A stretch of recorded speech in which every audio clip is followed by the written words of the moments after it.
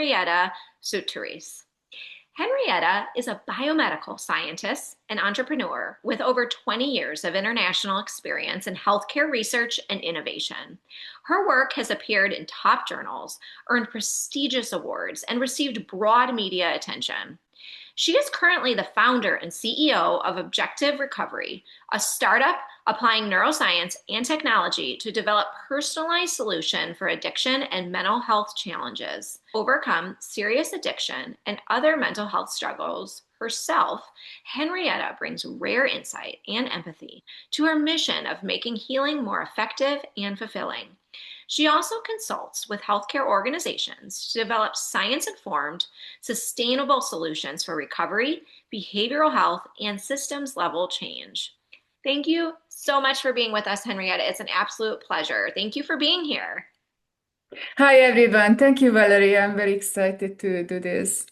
Oh, I am so thrilled. And I just am so excited to dive in to all the incredible work you're doing. And I just want to start out with you telling us more about yourself and about your mission, Henrietta. I think it's just so incredible what you're doing. Thank you. So I was originally trained as a biologist. I consider myself a biologist, and a lot of my career was focused on research. So I spent basically my entire career in healthcare, doing healthcare related research and developing innovative solutions in different areas, such as virology, cancer, stem cell research, development, and in the past more than 15 years in the mental health field. So I worked with both large healthcare organizations and on my startups in different countries in Europe, United States, and in Asia. So I've seen and experienced quite a lot. And what really inspired me quite a few years ago was for a very long time I was always very career and performance focused, and so I had done a lot of things, but I for a long time I secretly battled with many different mental health issues for many years, so nobody knew about it. And at the time I was not working in mental health, so I was not even aware what was going on. This included an eating disorder, anxiety, depression, a serious addiction was the most difficult. And all this culminated in a quite serious existential crisis in my mid 30s. So it was a while ago now. And propelled me into making a shift in my career to focus on neuro and behavioral science. So basically, I just wanted to figure out what my own problems in the beginning, and I wanted to understand the contributing factors to it. So, and then I spent more than 15 years with studying the biological and behavioral mechanisms of addiction and related mental health problems. And I also managed to resolve my addiction and most of my issues in the meantime, but it took a while in spite of actually in parallel. I was still living a double life kind of for a long time, but finally I managed to resolve everything. And so I've always been very keen on innovation, and my focus is I focus it on scientific research and entrepreneurial projects involving new technologies, and I like to solve and focus on and solve important problems. So my own recovery from addiction specifically created a sort of a new mission for me, and in this project, we help people find personalized and sustainable pathways to recovery based on who they are and what they want to achieve, not just standardized, cookie cutter treatments that don't work for many people. So to target this, a couple of years ago, I founded Objective Recovery, where we use cutting-edge neuroscience and technologies to create holistic recovery strategies for substance use problems and that adapt to dynamic individual needs and goals. And the goal is to capture not just what we know consciously, what we are aware of, because I learned from my neuroscience research that many, or I would say most of the motives and the drives that trigger and that keep addiction in the addiction cycle are unconscious. So one of our main goals is to tap into these some of these unconscious drives with objective recovery. And so my broader mission is to make addiction recovery and mental health care personalized and accessible at scale. And to do this, in addition to our services at Objective Recovery, I consult and partner with a broad variety of other companies, care providers, and non-profits. So that's my story. Yeah, so as I mentioned before, one of our main goals is to not only just to stay at the surface, because in healthcare in general, there is a lot of, very surface. They do a lot of measurements and tests and so on, but nothing really goes into what drives us unconsciously, and not even in psychiatry too much, in psychotherapy a little bit sometimes. But so our goal is to really tap into those processes, and we use two main directions for that. One is to collect data that can be measured based on bodily function. So it's more traditional healthcare, just use information about a person's genetic background, sometimes epigenetics, different physiological measures, blood tests. So these are organic biomarkers, and then also collect data from a subjective point of view, because in mental health, it's all about emotional health, right? How we feel. That's the problem, that we don't feel well. So we really want to also collect that, because doctors very often don't even, spend time on that. And so we designed, and we are still working on an application that uses a very not it's basically bypassing these often judgmental and very traditional, like questionnaires and interview style data collection. And so we are using we created a video game type of environment where people can just engage and build a story, a narrative, the story of their life, and we learn a lot from them based on that engagement. And so that's a part of the data.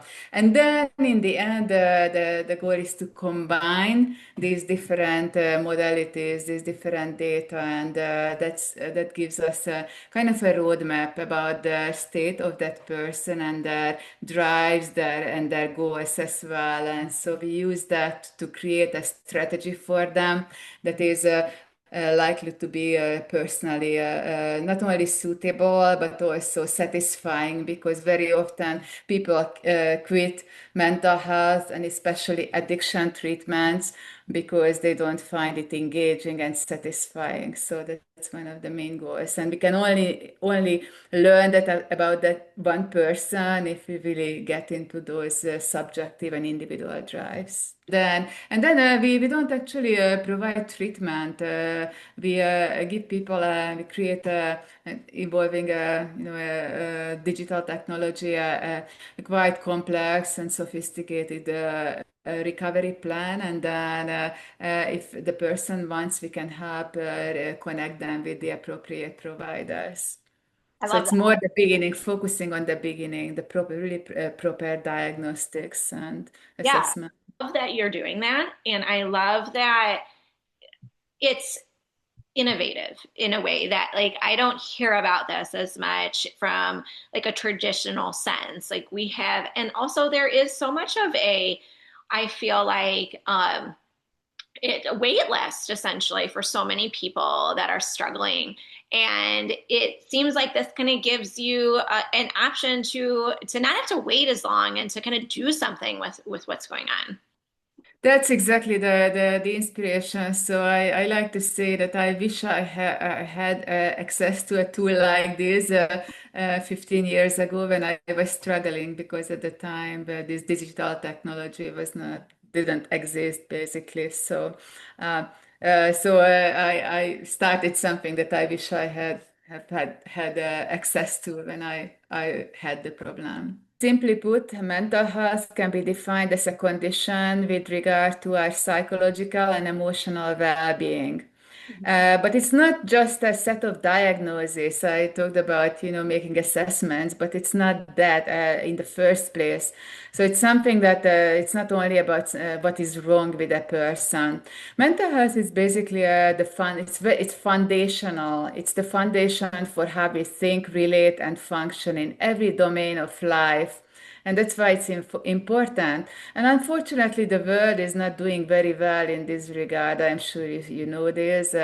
So, just to share some statistics, some numbers, the latest estimates show that there is actually 1 billion people, billion with a B, uh, worldwide that are currently living with a mental health disorder or condition. And that's a huge number considering the world's population, which is about 8 billion. So we could even say that maybe struggling with mental health is normal because it's almost everyone. But I think it does not justify not dealing with it and not addressing with it and not trying to improve it because it very seriously affects every area of people's life, including mine when I had these problems.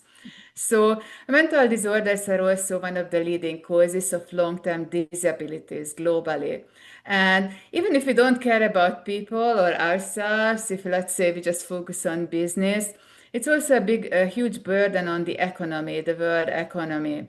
So, for example, only depression and anxiety alone cause the world economy about $1 trillion US dollars each year in for due to loss of productivity because of these conditions. People don't feel motivated. They don't feel well to function. So that's a lot of money.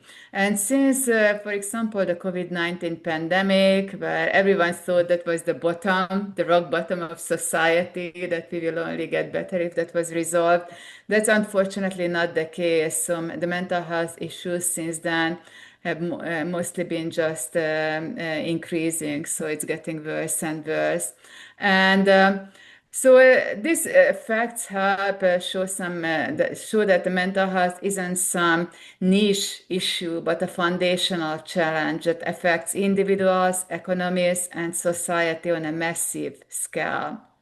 And in spite of how big this problem is, as you can see, many people still don't have access to care at all, to treatment, to care, mental health care at all, or they don't receive the appropriate treatment. So that's why we focus on personalization.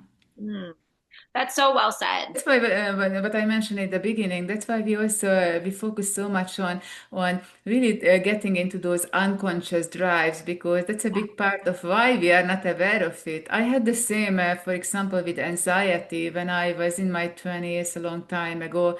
Um, I think now looking back, I've always had anxiety. It's probably most likely a biological predisposition that I was born with because other family members have it as well.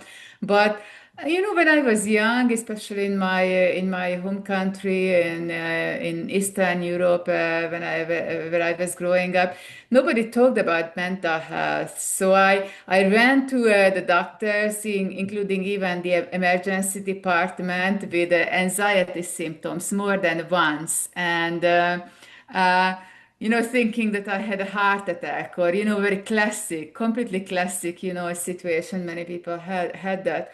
And even there, back, more than 20 years ago, They didn't tell me. They just, they took measurements and my vitals, and of course my heart rate was fine, but otherwise everything seemed okay. And nobody told me this word anxiety. I still didn't know. They just sent me home. You are fine.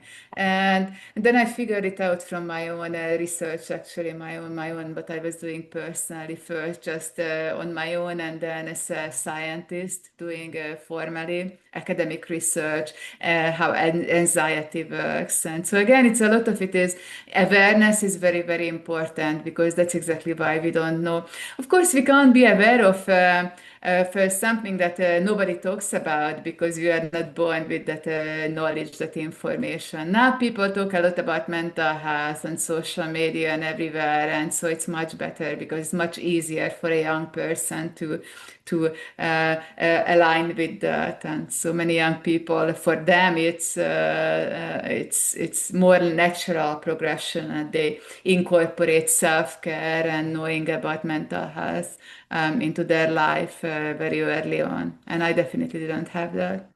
A really big game changer in my life when I was younger. It was learning that anxiety is actually physiological and it can be triggered purely physiological. There is no, outside anything to worry about. What happens is that we have that biochemical changes, a lot of chemical biochemical changes in the body that causes the emotions, and then we are in that emotional state that we call anxiety or worry, and then we project that into the environment, onto other people, and the circumstances, and so we always want to find the cause. And very often when people don't know about how anxiety works, they keep looking for the cause outside. And so for me, when I first learned about this, it's about 20 years ago, that just changed my life. And it's actually completely erased my panic attacks because I had a period, I had lots of panic attacks, and I never took medication for it, but I wanted to figure out. And I learned this, and this awareness, this knowledge just completely erased it. It's so powerful, the mind and Is awareness.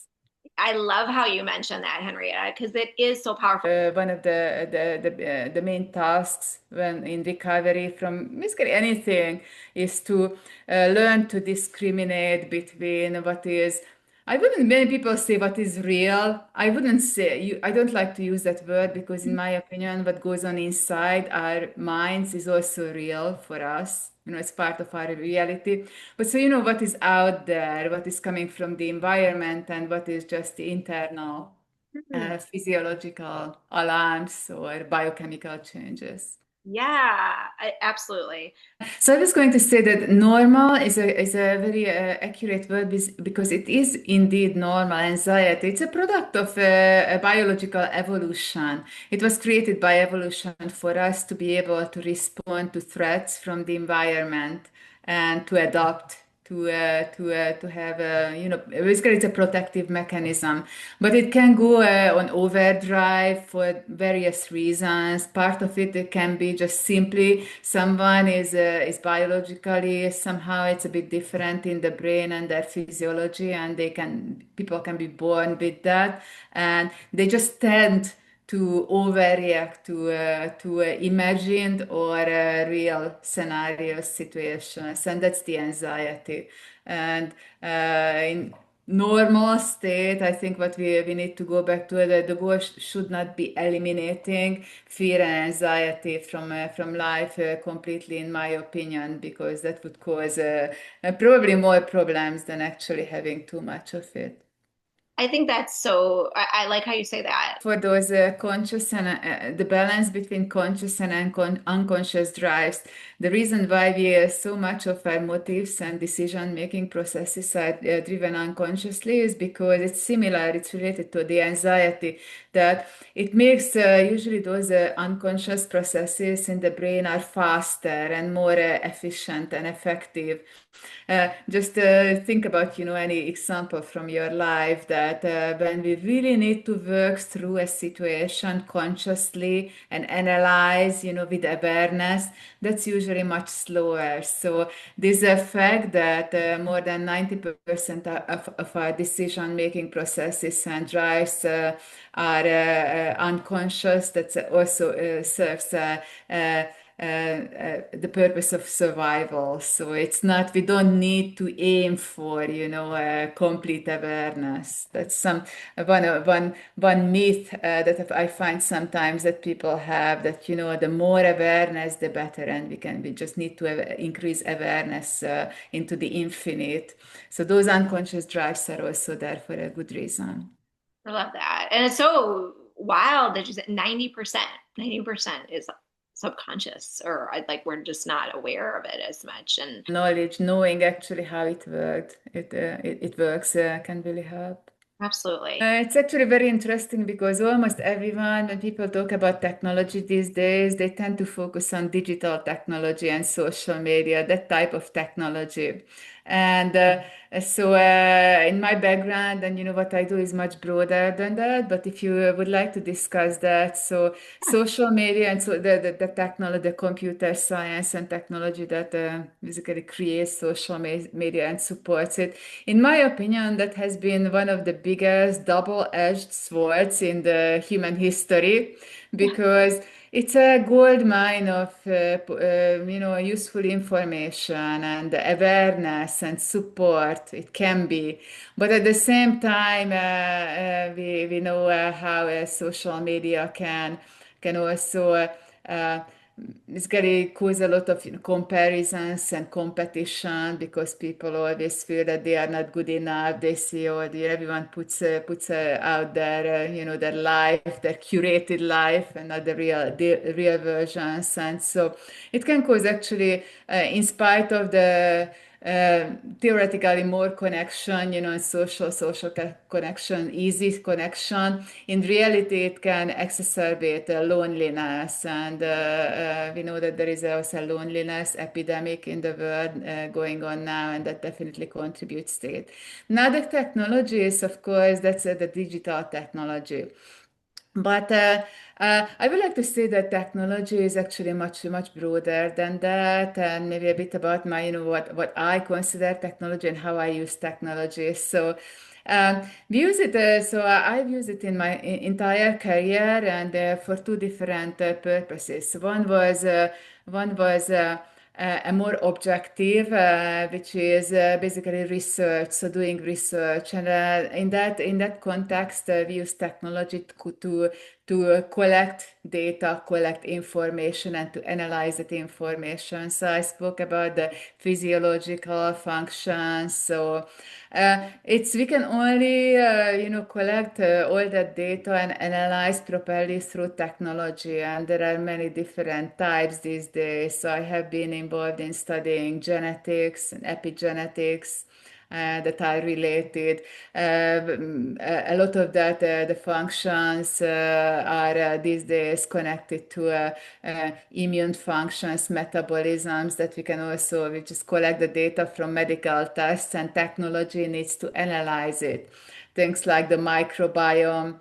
And so all kinds of so-called objective measurements and data. And then there is also the subjective side, which is the psychological and emotional measures that I mentioned in the beginning, and also the lifestyle factors. So what actually happens and what someone perceives on a subjective level. And we can use different technologies, to actually integrate all these.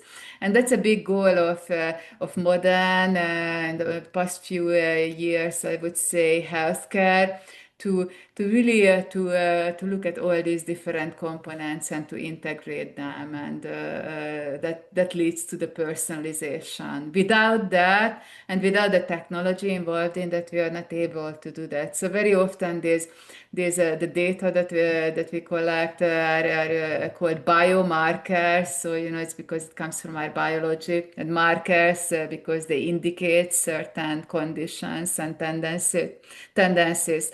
And so all this we can so healthcare, now the future of healthcare is definitely going in that direction to use these very complex integrated technologies and measurements.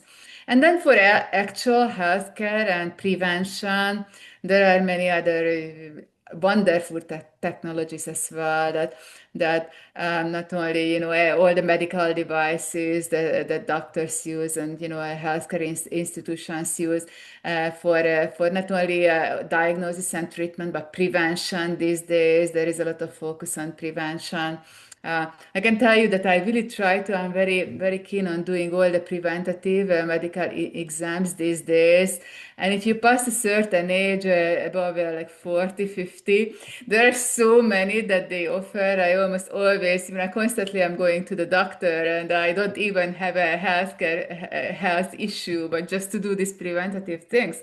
And it's extremely helpful because there have been a few, small things that can be caught early on and we can address it and at an early stage. And that's again all technology, all the medical imaging involved in that. And then the digital technology, just to go back to that, uh, is again all the computer based techniques, technologies that analyze these very complex measurements and integrate and make sense of the data. And now, of course, we have AI. People talk about a lot about AI. We use also AI at objective recovery that makes that can bypass the ability of human perception and get information out of very complex big data sets that a human observer, human analyst would never be able to do. And there are also many other forms of using AI and digital technology. There are all these wellness and mental health apps. It's a big, kind of fashion trend these days.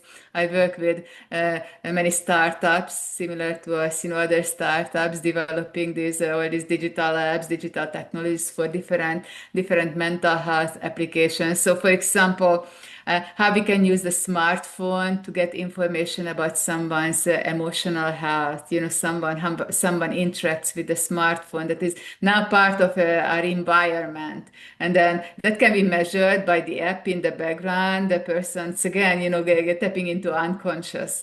And the person doesn't even know. That's the beauty because they don't need to worry about it. And then we need to develop technologies that are able to analyze and put it together and then make sense of the data. And then there are also all those technologies, digital apps that help with actually help treatment that people can use, check in with themselves. There are all the AI chatbot based, it's almost like a digital therapist.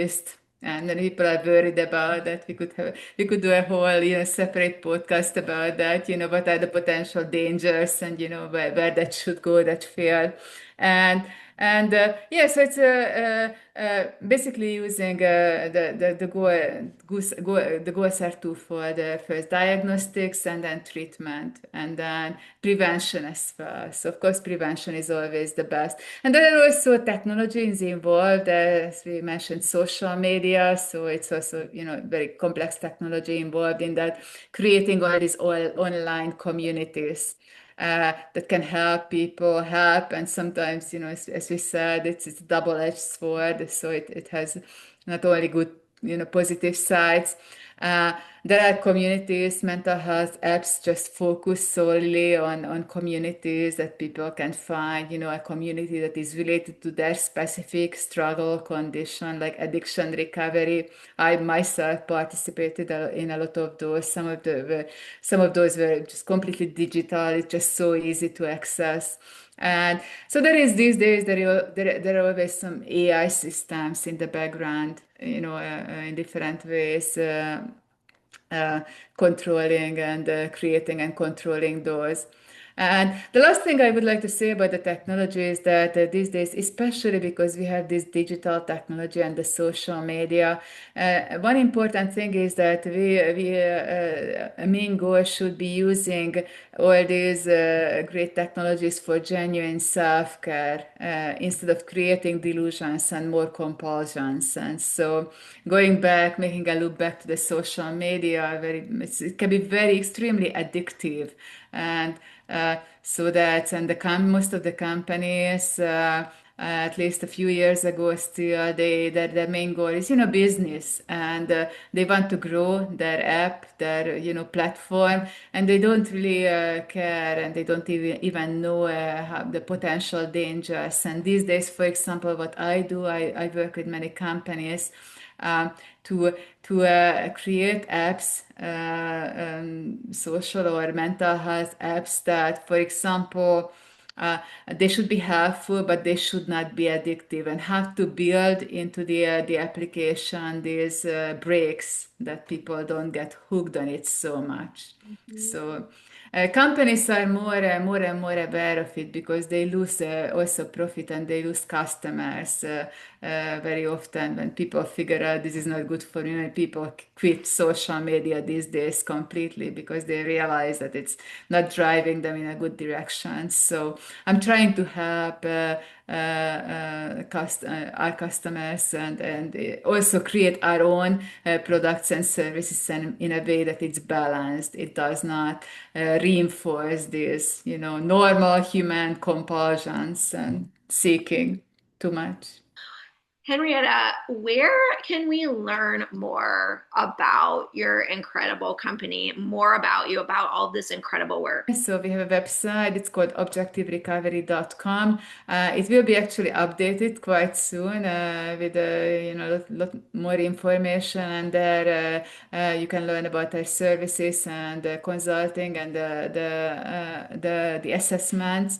And I'm also, and speaking of social media, my main social platform is LinkedIn. I post at least 2, 3 times a week. So usually about similar topics that we discussed, some kind of mental health related, scientific technologies, bringing up controversial and provocative, very timely topics and so on. And finally, we have a podcast, and it's on YouTube. It's also called Objective Recovery, so it's very easy to find, and that's also focused on, in general, mental health, but a lot of it is about addiction and recovery. And we have many wonderful guests with incredible stories who either recovered from serious issues, and they share how they did it and what they learned from it, and also experts who like myself, who